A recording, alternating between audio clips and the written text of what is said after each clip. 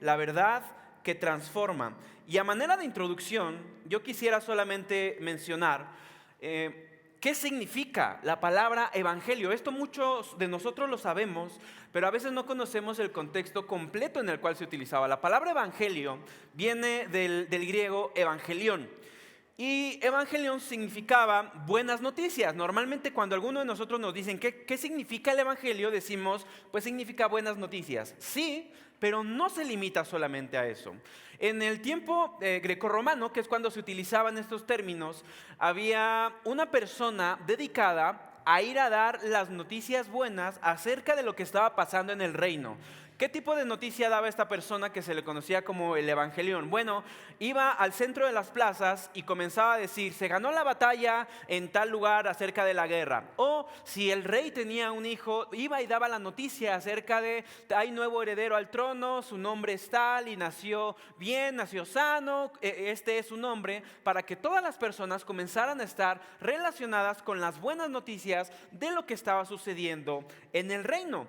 Y la primera vez que se utiliza en el contexto cristiano la palabra evangelión es Cristo mismo diciendo esto en Marcos 1:15. Marcos 1:15 dice, el tiempo prometido por Dios ha llegado. El reino de Dios está cerca, arrepiéntanse de sus pecados y crean la buena noticia. Aquí está la palabra evangelio. Cristo mismo hablando acerca del evangelio. ¿Por qué esto es importante para nosotros? Bueno, porque hasta ese momento la palabra evangelio era dedicado para lo que te acabo de contar, para las buenas noticias acerca del reino, las buenas noticias de ganar batallas en la guerra, las buenas noticias del nuevo heredero, de si ahora la reina estaba embarazada, esa persona iba a dar esas buenas noticias. Y ahora Cristo lo está utilizando para sí mismo, diciendo crean el evangelio, crean la buena noticia que les estoy trayendo. Por eso es importante que nosotros conozcamos durante todo este tema qué es el evangelio y qué no es el evangelio. Después de que Cristo utiliza estas palabras, los apóstoles comienzan a hacer la expansión del evangelio. Pablo en 1 Corintios 15 dice, ahora, amados hermanos, permítanme recordarles la buena noticia. Otra vez la palabra evangelio. No voy a seguir leyendo el versículo porque es uno de los que vamos a leer más adelante. Y comienza la palabra evangelio a tener una connotación distinta. Ya no se trata solamente de las buenas noticias en general que se podían compartir, sino que ahora comienza a tener una connotación específicamente con la salvación en Cristo. En los escritos del Nuevo Testamento, a medida que los apóstoles iban extendiéndose en territorio y en la predicación del evangelio, cuando alguien mencionaba la palabra evangelio, ya la identificaban como nosotros el día de hoy comenzamos a identificarla, que es el mensaje de salvación en Cristo según Gálatas 1 y los 4 relatos que tenemos en el Nuevo Testamento: Mateo, Marcos, Lucas y Juan. Y esta es la introducción acerca de la palabra evangelio. De ahí se sacó la palabra evangelio. Y es importante para nosotros que la conozcamos porque hoy en día nosotros seguimos siendo llamados a compartir ese evangelio, a seguir dando esas buenas noticias para que el mundo crea en Jesucristo y en la salvación en Él mismo. Romanos 10:15 dice, qué hermosos son los pies de los mensajeros que traen buenas noticias. Y bueno, para empezar el evangelio, para empezar a entender el evangelio y antes de compartirlo, ya vimos que significa buenas noticias. Pero para entender el evangelio en su totalidad, arrancamos de una pésima noticia, una muy, muy mala noticia. ¿Cuál es esa mala noticia? Bueno, cuando Dios creó a Adán y Eva, ellos estaban en una comunión perfecta con el Padre. Ellos se comunicaban con Él, ellos estaban en el Edén, ellos estaban ahí. Y en el momento de la caída de Adán y Eva, esa relación de Dios con su creación, el ser humano, queda rota. Y quedamos separados por completo de Dios. Quedamos destituidos de su gloria. Nos convertimos en enemigos de Dios. Todos y cada uno de los que estamos aquí estuvimos en esa parte, si no es que algunos todavía pueden estar en esta parte de estar separados por completo de Dios. Mira lo que dice Romanos 3:23. yo estoy leyendo en este momento Nueva Traducción Viviente, dice, pues todos hemos pecado, nadie puede alcanzar la meta gloriosa establecida por Dios. Cuando Pablo comienza a decir todos hemos pecado, esto comienza a chocar muchas veces con la idea que nosotros tenemos de nosotros mismos antes de venir a Dios. Y muy probablemente es la idea con la que tú te vas a encontrar cuando vayas a predicarle a alguien el Evangelio. No es normal que tú vayas a darle una buena noticia a alguien partiendo de algo pésimo. Si tú le vas a dar la buena noticia a alguien, comienzas con lo mejor. Pero aquí es necesario que entendamos que es primordial comenzar con la mala noticia, y es que estamos separados de Dios, estamos destituidos de la gloria de Dios y somos declarados enemigos de Dios por el pecado, porque cada uno de nosotros hemos pecado. Y Pablo dice en Romanos, todos hemos pecado, todos, nadie puede alcanzar la meta gloriosa establecida por Dios. El estándar de Dios para que tú y yo nos podamos acercar a Él y para que tú y yo podamos tener entrada al cielo es la perfección, y ninguno de nosotros la tiene. El estándar que Dios tiene para que tú puedas ser llamado su hijo y tener salvación y redención por tus pecados es que nunca hayas fallado. Y para empezar, nosotros ya nacimos con fallas, nacimos heredando el pecado de Adán. Y no solamente el pecado de Adán, sino después de eso, nosotros decidimos conscientemente pecar, alejarnos de Dios, hacer lo que no le agrada a Dios. Y eso nos separa de Dios, eso nos mantiene separados de Dios. En Efesios 2 dice, antes ustedes estaban muertos a causa de su desobediencia y sus muchos pecados. No fue un pecado el que te separó de Dios. Aunque un pecado basta para separarte de Dios, no fue un pecado el que a ti te separó de Dios, sino todos tus pecados, y son muchos los pecados que has cometido para estar separados de Dios. Lo que tú y yo merecemos hasta este punto es la condenación eterna, porque el que puso el estándar para llegar a estar cerca de Él también es el único digno de poner la condenación por haber fallado a su ley. Es decir, la paga del pecado es la muerte. Ese todos nos lo sabemos de memoria. La paga del pecado es la muerte, y la muerte eterna.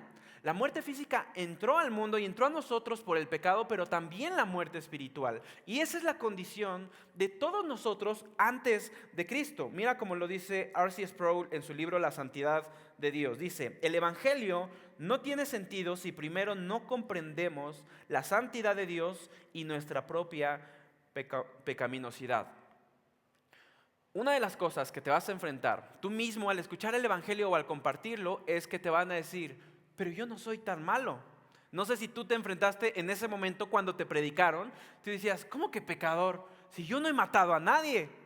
Yo no he engañado a mi esposa. Yo de repente digo una mentira, pero yo no soy una persona mala. En el estándar que veo en las noticias de gente matando a otras personas, yo no soy tan malo. Y ese es uno de los primeros errores que podemos llegar a cometer, que no entendemos la gravedad de nuestro pecado. La gravedad del pecado, ¿sabes en qué momento la entendimos a la perfección? ¿A cuántos de ustedes les parece que fue un poco bárbara, un poco grotesca la muerte de Cristo? Levanten su mano. Ese tipo de muerte es la consecuencia del pecado. Ese tipo de muerte es la paga del pecado. Cuando tú te preguntes en un momento, ¿este pecado es grave o no es grave? Bueno, solamente toma en cuenta que ese pecado llevó a Cristo a la cruz.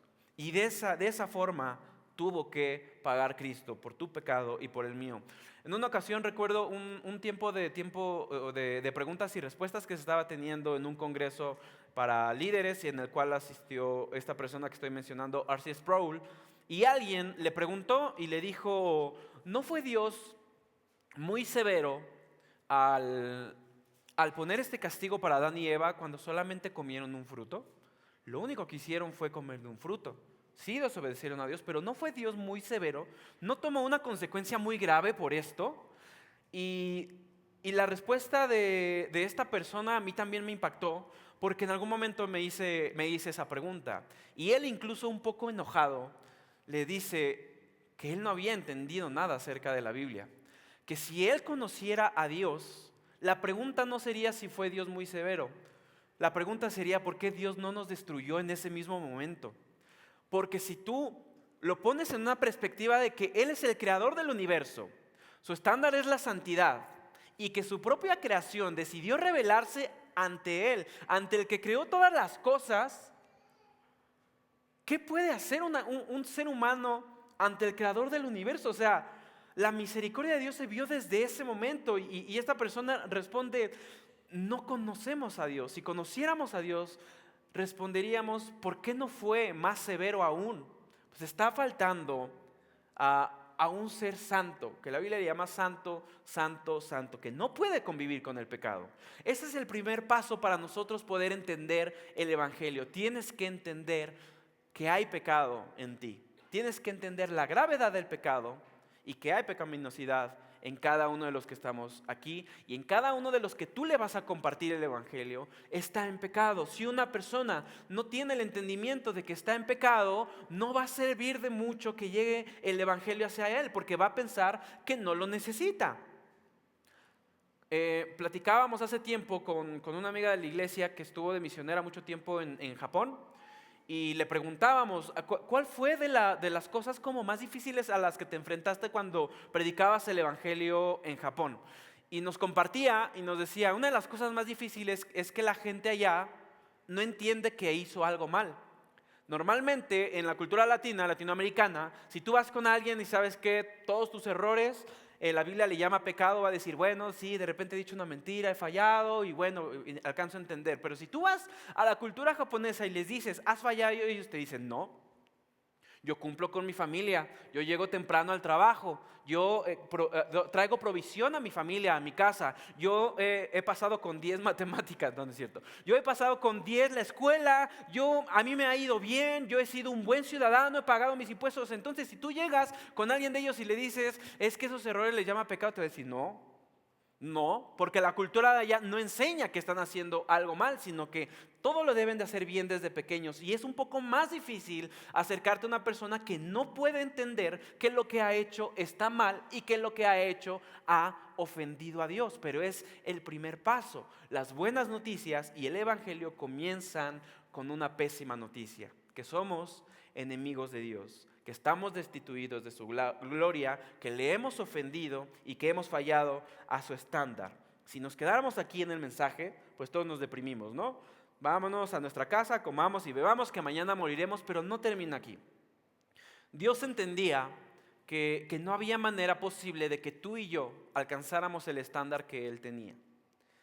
Después de la caída, no hay forma posible en que alcancemos el estándar que Dios tiene. Y esto nos lleva al punto número 2 del día de hoy. La solución de Dios a ese pecado, a esa vida separada de Dios, no la pusiste tú y no la puse yo. La puso Dios mismo. Dios vio ese problema en la eternidad. No es que fue actuando conforme fueron pasando las cosas de que, híjole, ya cayó Adán y Eva, ¿y ahora qué hago? Bueno, plan B, pues vamos a mandar a Cristo. No funcionó de esa manera. Desde la eternidad Dios ya había pensado en este plan de redención, y por algo Apocalipsis nos dice que Cristo fue inmolado antes de la fundación del mundo. El plan de redención de Dios no fue una solución espontánea que dijo, bueno, cayeron, pues vamos a mandar a Cristo para solucionarlo. No, esto viene desde antes, desde la eternidad. La solución de Dios es que Cristo vino a rescatarnos. Y esta es la parte en la que más estamos familiarizados, que más conocemos. Conocemos que Cristo vino al mundo. Mira lo que dice ahora sí, 1 Corintios 15.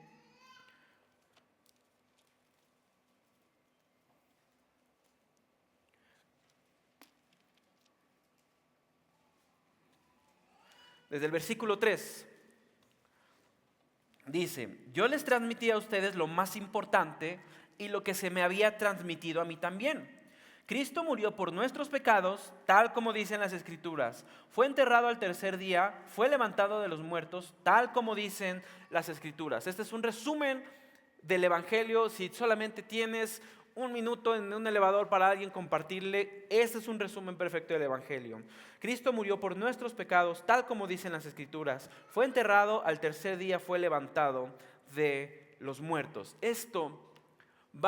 Sé que hemos escuchado muchas veces acerca de que Cristo vino al mundo, pero no sé si te has detenido un momento a analizar todo lo que tuvo que pasar para que Cristo viniera. Es decir, la persona que fue humillada, en este caso, contra la que se cometieron las faltas, que es Dios, en lugar de poner una barrera y decir, no quiero verlos nunca más, son destruidos a la condenación eterna, todos en ese mismo momento, esa persona que tenía todo el derecho de hacer esas acciones, decidió en su soberanía y en su amor poner él mismo la solución. ¿Por qué? Porque el estándar de Dios que vemos en la ley, en el Pentateuco, es imposible que tú y yo lo cumplamos. No hay manera en que tú y yo podamos cumplir el estándar de Dios. Entonces, si no hay manera, ¿por qué me lo pide? ¿Por qué Dios me pide a que cumpla algo que sabe que no puedo? No es para obligarte a cumplir algo que Dios sabe que no puedes, sino para enseñarte el estándar que Dios tiene acerca de tu vida. ¿Qué es lo que debes de hacer? Sabiendo que no íbamos a poder, Cristo tuvo que venir a este mundo. Cristo vino, vivió la vida que tú y yo debíamos de vivir.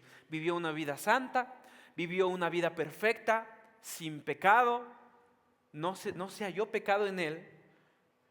Y a esa persona que no se halló pecado en él, se le fue imputado el pecado. ¿Qué quiere decir esto? Yo era culpable por esas acciones y yo merecía la condenación eterna. La persona que está del otro lado de Jesucristo, él no merecía la condenación eterna, él merecía la gloria eterna porque él no falló en ningún momento. Y lo que hizo Cristo fue tomar mi lugar, imputándose a él ese pecado y esas fallas que yo había cometido, por lo cual lo que yo hice se le acredita a él, pero lo que él hizo se me acredita a mí. Esto es reemplazado. El que no conoció pecado por nosotros se hizo pecado para que nosotros fuésemos hechos justicia de Dios en él. La obra que Cristo tuvo que hacer. John MacArthur en su libro El Evangelio según Jesús lo dice de la siguiente manera: la cruz es el punto central del Evangelio, porque sin ella no hay redención ni esperanza. El mismo Dios que había puesto el estándar de la paga del pecado es la muerte, no se negó a cumplir ese propio estándar, sino que mandó a su propio Hijo, a su Hijo unigénito. Y este versículo todos no lo sabemos, porque de tal manera amó Dios al mundo, que ha dado a su Hijo unigénito para que todo aquel que no se cree no se pierda, mas tenga la vida eterna. Aquí entra la obra de Cristo en la humanidad. En un momento específico, el Rey Eterno escoge un tiempo específico para venir. El Dios Todopoderoso escoge un lugar específico para venir y vivir esa vida que a ti te correspondía vivir y a mí me correspondía vivir y no podíamos. Esa es la historia donde normalmente nosotros nos quedamos. Cristo te ama, Cristo pagó por tus pecados. Y a veces este es el punto en que nosotros nos quedamos cuando compartimos el Evangelio o incluso cuando escuchamos el Evangelio. Y venimos y decimos, Cristo me salvó y es lo único que importa y es lo único que yo quiero escuchar, que Dios es bueno, que Dios me ama y de ahí para adelante voy a vivir mi vida creyendo solamente a eso, pero no debemos de quedarnos ahí, porque ahí no termina la redención, ahí no termina la historia del Evangelio. Vamos al punto 3 y esta es la respuesta que vamos a tener nosotros hacia el Evangelio. El Evangelio nos salva y nos transforma. Si a ti te han dicho en algún momento que vengas a Dios solamente para ser salvo, no es todo lo que Dios tiene para ti. Dios sí trae salvación a tu vida y redención de pecados, pero eso viene con algo, viene con una transformación de tu vida. El primer versículo que leíamos era Cristo diciendo: arrepiéntanse porque el reino de los cielos se ha acercado. Esa palabra arrepentimiento viene del griego metanoia, que significa cambio de mente. Es decir, que a mí no me va a bastar solamente con creer que Cristo me salvó, sino que ahora tengo que cambiar mi manera de pensar para agradar a aquel que me llamó. Mira cómo dice 2 Corintios 5, 17. 2 Corintios 5, versículo 17. Esto significa que todo el que pertenece a Cristo se ha convertido en una persona nueva. La vida antigua ha pasado, una nueva vida ha comenzado. La persona que viene a Cristo no se va a quedar de la misma manera. No, el evangelio no es ven a Cristo y ya todo será color de rosa y ya todo va a ser bonito en tu vida. No, el evangelio es ven a Cristo porque Cristo va a transformar tu vida. Y Dios quiere transformar tu vida. ¿Qué te hace pensar que si Dios puso de condenación la muerte eterna por el pecado, ahora va a tolerarlo solamente porque viniste a Cristo? No funciona de esa manera. El pecado sigue ofendiendo a Dios. Dios sigue estando en contra del pecado. Y tú necesitas una transformación en tu vida. Tú necesitas un arrepentimiento. El arrepentimiento es eso que te digo, metanoia, cambio de mente. Si yo iba en esa dirección directa a la condenación eterna por causa de mi pecado, yo tengo que dar una vuelta de 180 grados e ir hacia el lado totalmente contrario. Yo no me puedo quedar solamente aquí. Dios me salvó, Cristo me salvó y aquí me quedo. Sino que ahora mi caminar tiene que ser al lado contrario de hacia donde iba. Si mi camino estaba lleno de pecados, si tu camino estaba lleno de malas palabras, de groserías, de fornicación, de robo, de adulterio, si tu camino estaba lleno de todo esto, venir al evangelio no es nada más, creo en Cristo y qué bonito es el evangelio y así me quedo, sino que ahora tienes que ir hacia el otro lado porque Cristo va a transformar tu vida de tal manera que quieras hacer esto. Filipenses 1:6 dice: y estoy seguro de que Dios, quien comenzó la buena obra en ustedes, la continuará hasta que quede completamente terminada. Venir a Cristo es comenzar el camino. Es Dios comenzando su obra en ti y en mí, pero no es el final. No debes de quedarte ahí.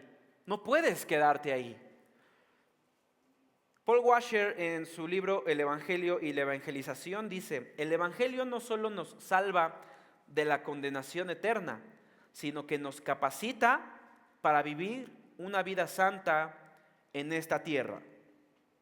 Hay luchas a las que nos hemos acostumbrado.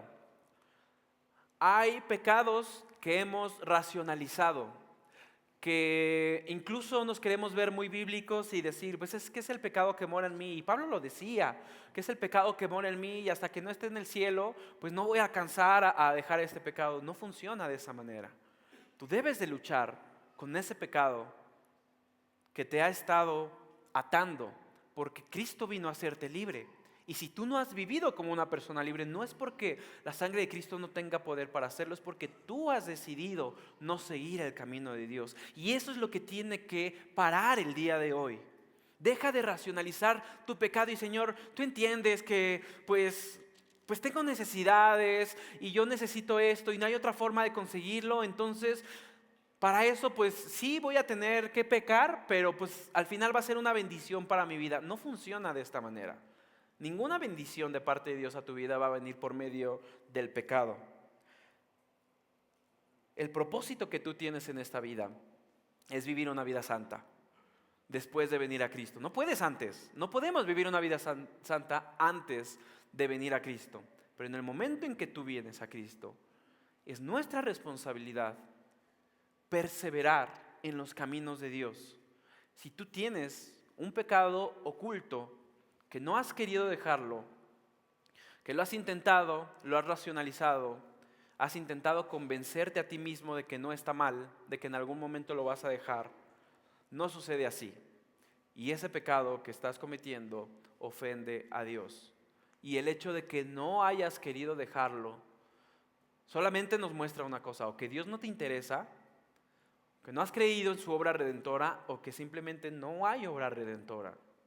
Y si tú eres una persona que ha escuchado el evangelio muchas veces y no ha habido fruto en ti, necesitas creer el evangelio, no solamente escucharlo. Y alejarte de ese pecado y arrepentirte, porque de otra manera no va a haber evidencia de que eres hijo de Dios. No va a haber evidencia de eso. En 1 Juan 2 dice: el que dice que permanece en él debe andar como él anduvo. refiriéndose a cómo caminó Cristo en esta tierra, de cómo anduvo en santidad. El Evangelio no es solo para salvarte, el Evangelio es para esa salvación y comienza una transformación desde el interior hacia afuera. Eres una nueva criatura. Todas las cosas viejas pasaron, he aquí, todas son hechas nuevas. Se refiere a todas. Y tu manera de vivir tiene que reflejar esa transformación que Dios está haciendo en ti. Tiene que haber fruto. Tiene que haber una evidencia de que tú estás siguiendo a Dios. Venir a la iglesia no es una evidencia de que tú estás siguiendo a Dios. Y no me malinterpretes esto, pero creer en Cristo no es una evidencia de que tú eres un hijo de Dios. ¿Recuerdan cuando dice hasta los demonios creen y tiemblan? Los demonios creen en Jesús. No solamente creen en Jesús, sino que lo conocen mejor de lo que nosotros le conocemos. Muchas veces cuando Cristo iba a algún lugar y había una persona endemoniada, el demonio lo identificaba y le dice: ¿qué tienes contra mí o qué tienes contra nosotros, hijo del Altísimo? ¿Has venido a atormentarnos? Demonios reconociendo a Cristo como Dios, atormentados porque Cristo estaba viniendo. Esto es más de lo que muchos cristianos pueden decir. ¿Por qué? Porque ellos por lo menos al verle le identifican y dicen: ¿qué tienes contra mí? Y nosotros, pensando que a veces estamos solos en nuestra habitación, pensando que ya podemos pecar, porque pensamos que Dios no está ahí. O aún peor, sabemos que Dios está ahí y seguimos decidiendo pecar. Sigues decidiendo obedecer a la carne en lugar de Dios.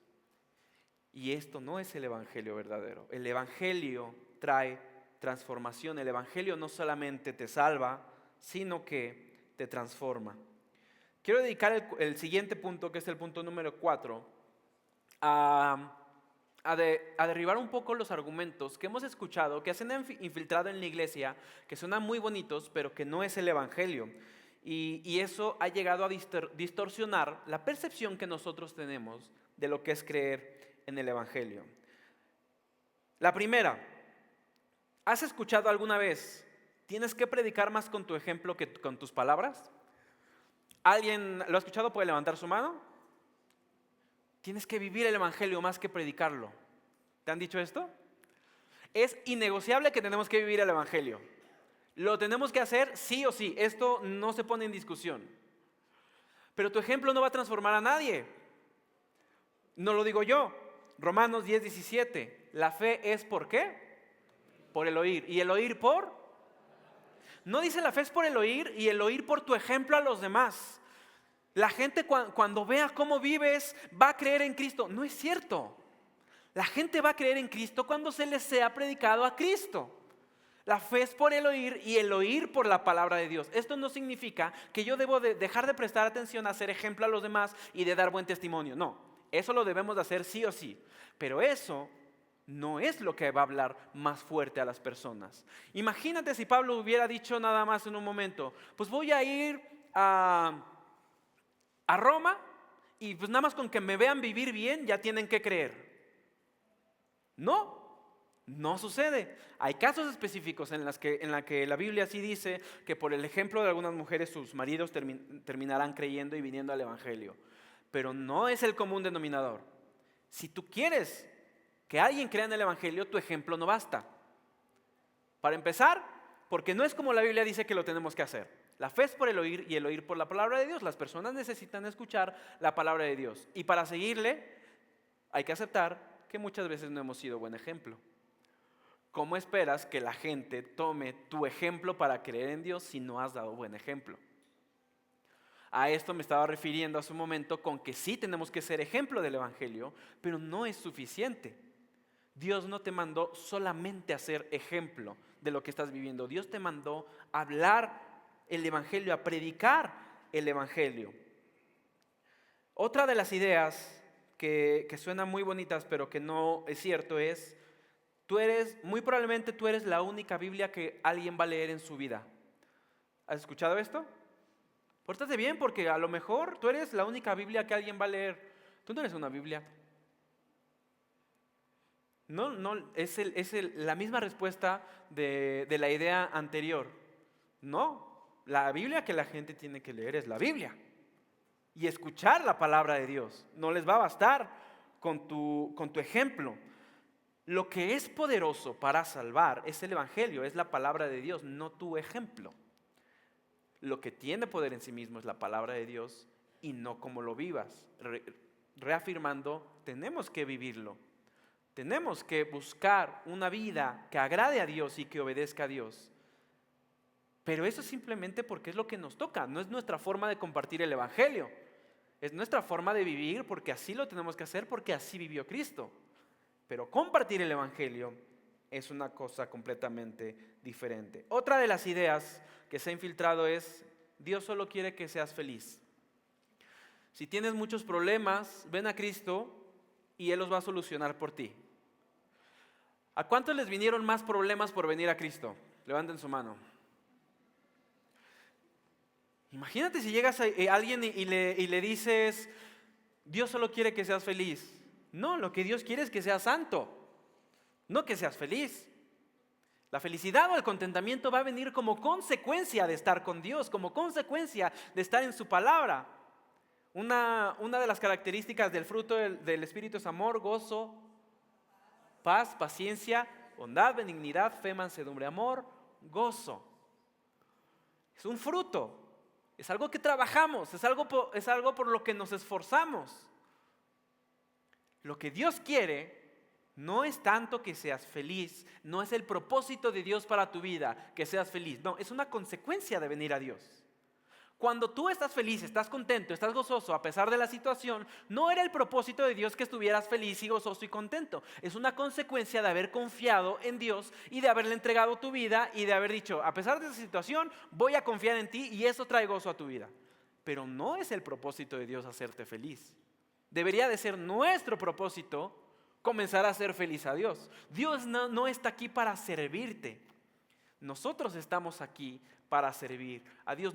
Dios no está aquí para cumplir tus caprichos o tus deseos. Tú no le sigues para que Dios cumpla tus deseos. Nosotros, después de venir a Cristo, deberíamos ser los que queremos cumplir los deseos de Dios. Siguiente mentira infiltrada en el Evangelio es: Dios te acepta tal como eres. Si bien Dios te va a recibir tal como estás, porque no hay manera en que tú puedas comenzar a sanar para poder venir a Dios. Para sanar tienes que venir a Dios. Es como el ejemplo que han puesto tantas veces de un médico. Si tú estás enfermo, no vas a buscar primero: déjame siento mejor para poder ir al doctor, porque ¿qué va a pensar? No, cuando te sientes mal es cuando vas al doctor. No importa qué vaya a pensar, porque Él es el que te va a ayudar a estar sano, ¿verdad? Igual, cuando tú estás en pecado, no hay forma de dejar el pecado si no vienes a Dios.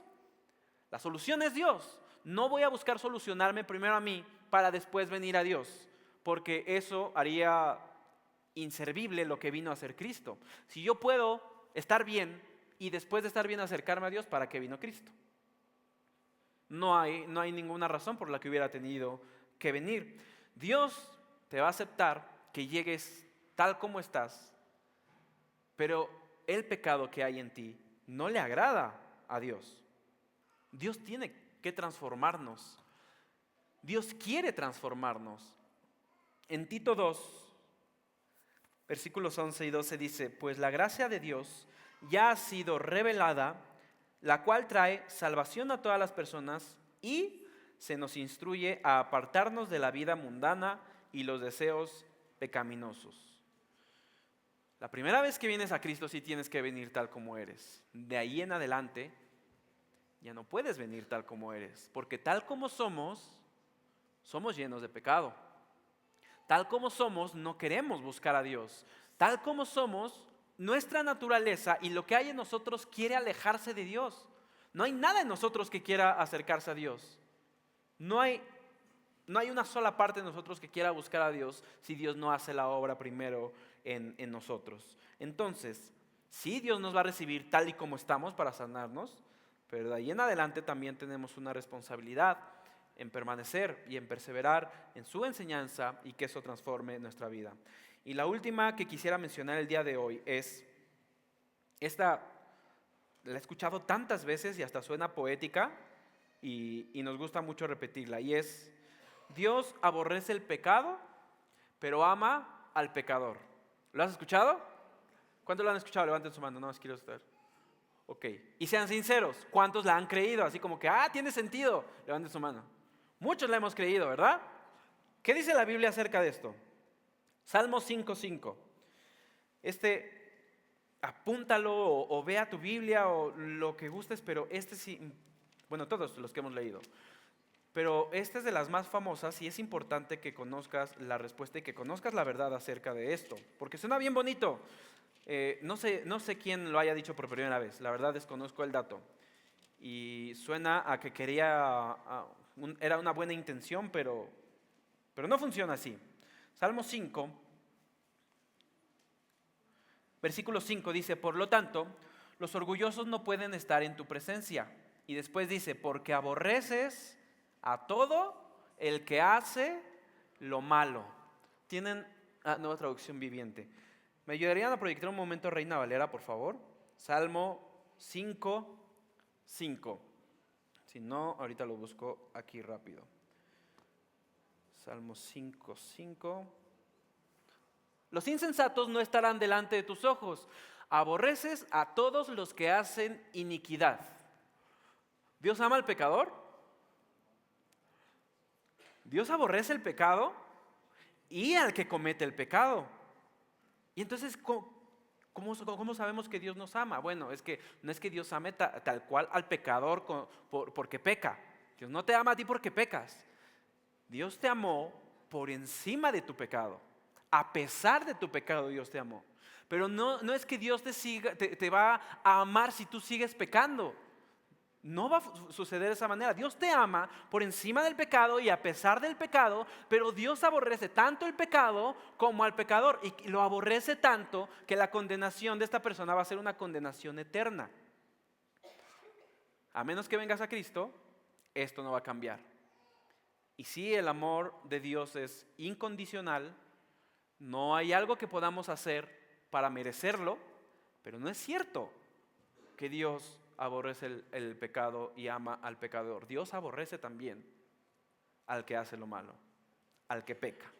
Entonces, seamos un poco más como los cristianos de Berea, que cuando alguien llegaba y les decía una frase que suena bien bonita y romántica, pero ¿qué dice la Biblia acerca de esto? Vamos a corroborarlo con la Biblia, a ver si lo que estoy creyendo es verdad.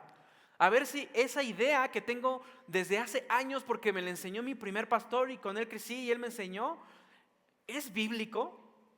Cuestiónate lo que has aprendido acerca de las enseñanzas bíblicas y tú mismo vea la palabra de Dios para poder contrarrestarlas.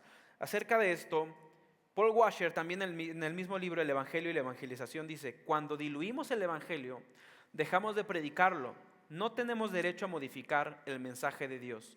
Nosotros, cuando buscamos frases bonitas para poder llegar a los que no conocen a Dios, estamos transformando y diluyendo el Evangelio, porque eso no fue lo que Dios dijo. Dios no dijo a las personas que vinieran a Él y todo iba a ser bonito y todo iba a ser color de rosa.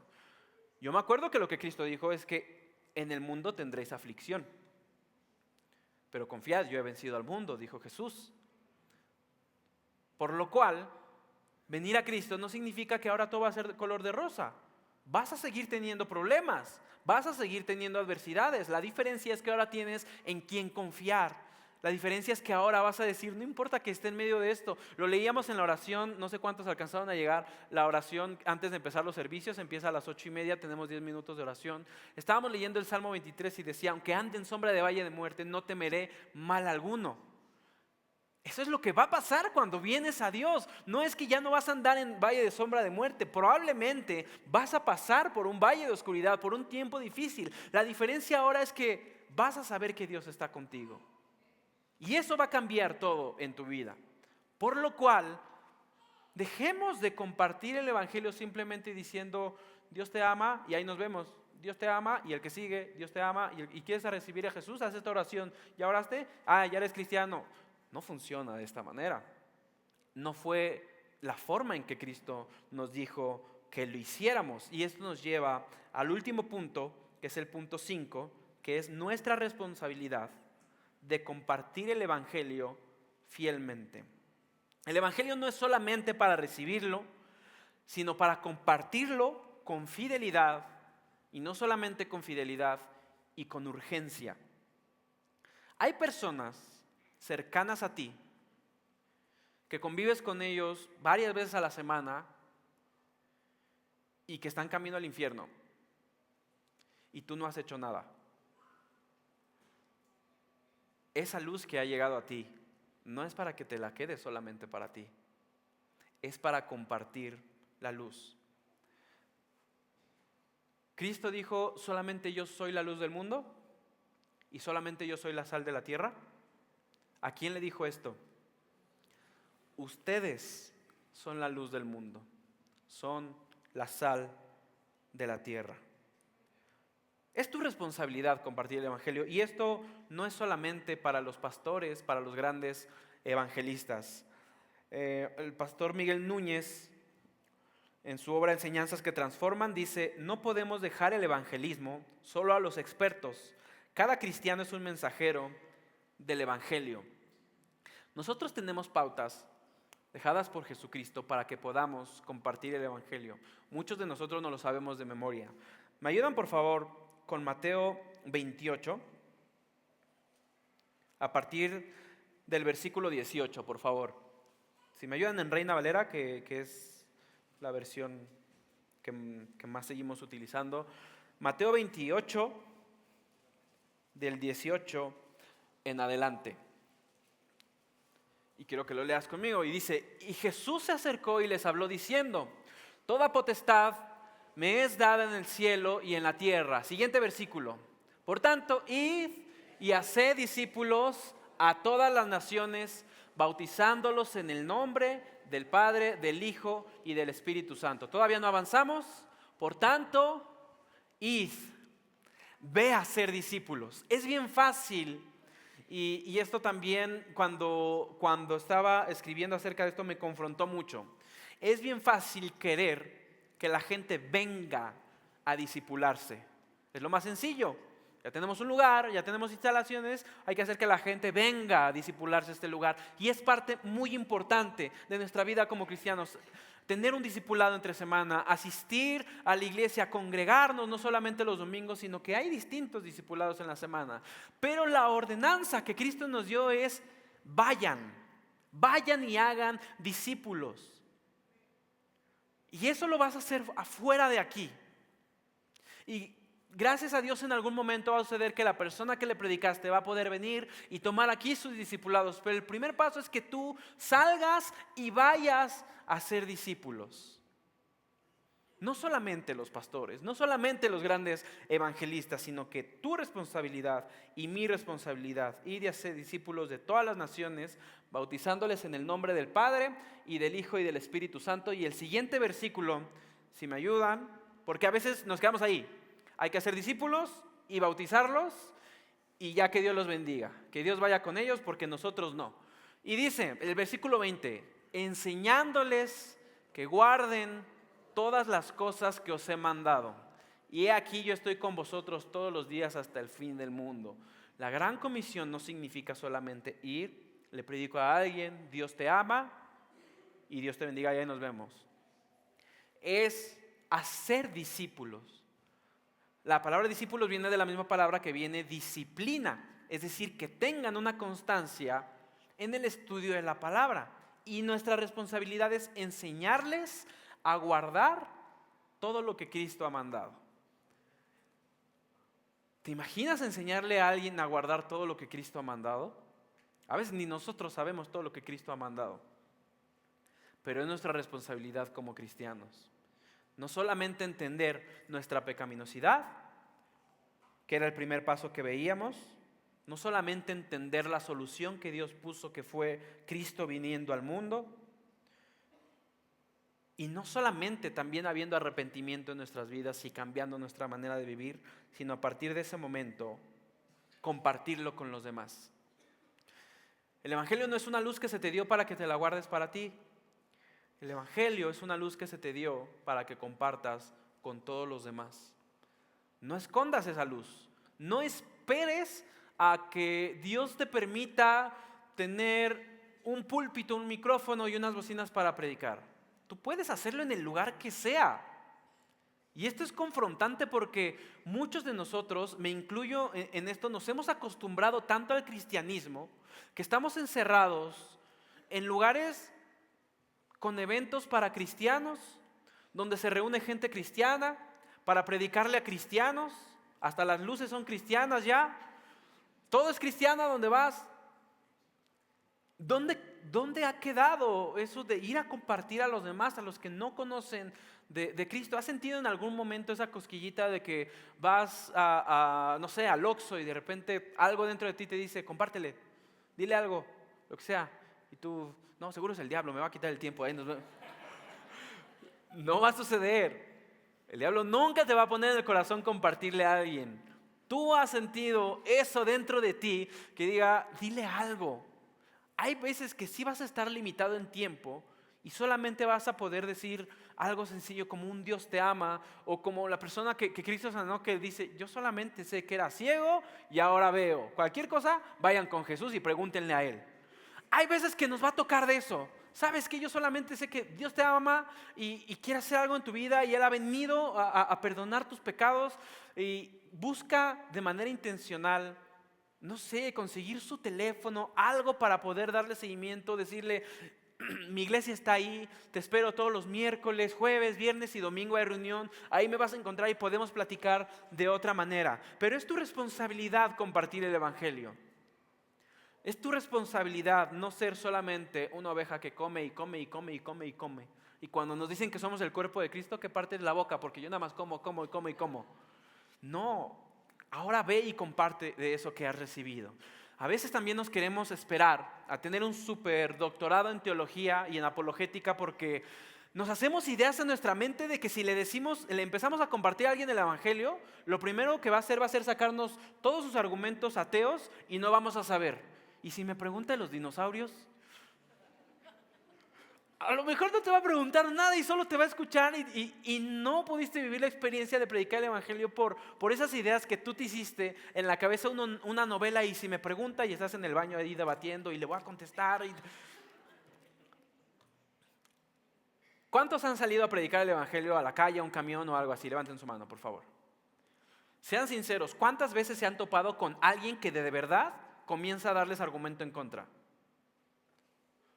Menos de la mitad. Pero la mayoría de veces, sí o no, no es así. La mayoría de veces la gente nada más está, y de repente si te encuentras una persona, pero ¿cómo? O sea, ¿cómo que Cristo? O sea, no es el mismo de la iglesia católica que el tuyo, y se empiezan a interesar. Nunca es lo mismo. No te enfrentas a lo mismo cuando llegas a predicar el Evangelio. Hace unos años, cuando nos tocaba ir al centro de Toluca y al centro de Metepec a compartir, yo tenía esa idea de que todos se iban a poner delante de mí. Y no, pero Darwin dijo que la evolución... me preparé con un montón de argumentos en contra de la evolución y de la creación y nadie me preguntó. Y llegué bien enojado a mi casa, ¿para qué estudié todo eso si nadie me preguntó? Solo estaban interesados los que estaban interesados querían saber quién era Cristo y cómo podían conocer más de Él, porque habían escuchado de Él, pero no le conocían bien. Por lo cual no dejes que ninguna de estas limitaciones se meta en tu cabeza, porque el que está poniendo esas limitaciones en ti es Satanás. Te está queriendo decir, no estás suficientemente preparado para predicar el Evangelio. Y eso no es cierto. ¿Es nuestra responsabilidad prepararnos mejor? Sí. Estudia la palabra, sí. Prepárate, sí. Pero con lo que tienes ahorita, con eso puedes ir a ganar almas para el reino de Dios. Puedes ir a predicar el Evangelio con eso que tienes. Si el que era ciego se atrevió a decir, lo cuestionaron, y ¿quién te hizo esto? ¿Y en qué momento fue? No sé, yo solamente era ciego y ahora veo. Vayan con él. A lo mejor así lo vas a tener que hacer en algún momento. No sé, o sea, si te preguntan algo difícil, no sé. Después te traigo la respuesta, pero mira, vamos a la iglesia. O ve a Dios, ora, lo que sea. No tienes que tener las respuestas a todo. No es necesario. Ya puedes comenzar a compartir el evangelio el día de hoy. Y creo que ya tienes en tu mente a alguien para compartirle. No lo sé. Un hermano, un vecino, el de la tienda que vas diario a la tienda. ¿Qué pasó, don Chucho? Y nunca te has detenido 5 minutos con don Chucho a decirle: oiga, ¿usted cree en Dios? Quiero compartirle un momento. ¿Tiene tiempo? Y si no tiene tiempo, dígame cuándo tiene tiempo y vengo a que platiquemos acerca de esto. Dios te quiere usar. Dios quiere usarte a ti. A veces cometemos el error de traerlos de la mano y pastor Jesse, predíquele. Ahí está el pastor, él te va a contar. No, cuéntale tú. Dios te quiere utilizar a ti. Dios te ha dado dones y talentos a ti para la edificación de la iglesia, pero también te ha capacitado a ti para que compartas el evangelio. No solamente a los grandes pastores. Gracias a Dios por los pastores. Gracias a Dios porque nos enseñan, porque están pendientes de nosotros, porque nos cuidan, porque oran por nosotros. Pero también hoy hay una responsabilidad en ti de ir y hacer discípulos. Compartir el evangelio no es una opción. No es como que yo soy cristiano, pero yo no predico. No es una opción, no van separados. Eres cristiano, compartes el evangelio, no hay de otra. Es un mandato de Cristo y no podemos guardar para nosotros las buenas noticias. Romanos 1:16 dice: porque no me avergüenzo del evangelio, porque es poder de Dios para salvar a todo aquel que cree, al judío primeramente y también al griego. Dice Reina Valera, y Nueva Traducción Viviente dice: pues no me avergüenzo de la buena noticia acerca de Cristo. Es el poder de Dios en acción para salvar a todos los que creen. En el momento en que se llegue un argumento a tu cabeza para no compartir, recuerda que el poder no está en ti. Es uno de los primeros pasos. Si tú vas confiado en todo tu conocimiento de la Biblia, en todos los argumentos que puedes contestar, ya empezamos mal, porque el poder de Dios para salvar es el evangelio, no tus argumentos. Por lo cual, antes de hoy, y si no entendías bien el evangelio antes de hoy ya lo puedes entender bien, ya tienes las herramientas suficientes para ir a predicarle a alguien el evangelio. Y si te hace una pregunta que no sabes, tan sencillo es decir humildemente: no sé la respuesta, pero ¿qué te parece si nos tomamos un café la próxima semana y voy a tener la respuesta? Y aprovechas para prepararte, pero ya tienes las herramientas necesarias. Miguel Núñez, en su libro Enseñanzas que Transforman, dice: no podemos dejar el evangelismo solo a los expertos. Cada cristiano es un mensajero del evangelio. No te guardes el evangelio para ti. Recuerda estos 5 puntos que vimos el día de hoy. El evangelio comienza con una terrible noticia, que es que estábamos separados de la gloria de Dios. La buena noticia es que Dios mismo proveyó la solución a eso por medio de Jesucristo. Eso trae como consecuencia mi arrepentimiento y la transformación completa de mi vida. Y por lo cual yo voy a compartir de esa palabra que he recibido. Porque así como alguien se tomó el tiempo para compartirte a ti, y tú ibas derechito al infierno, y hasta que no llegó alguien a compartirte acerca del evangelio enviado por Dios, ahora puedes estar aquí escuchando la palabra. Hay otras personas que necesitan lo mismo que tú necesitabas hace tiempo. Y Dios quiere utilizarte a ti. Dios quiere usarte a ti. Dios quiere que tú ores por ellos. Dios quiere que tú, a los que Dios le dé el don de sanidad, sanes enfermos. Dios quiere que tú vayas y cumplas con la gran comisión. Muchas veces se han hecho estas matemáticas, pero imagina por un momento, si todos los que están aquí esta semana le compartieran a una persona, ¿cuántas personas serían el próximo domingo? Y si otra vez esas personas le compartieran a una persona, ¿cuántos seguirían al siguiente domingo? Eso no quiere decir que siempre va a ser el doble y el doble y el doble, porque hay muchas personas que no van a responder ante el evangelio. Es normal. La Biblia también habla de eso. Pero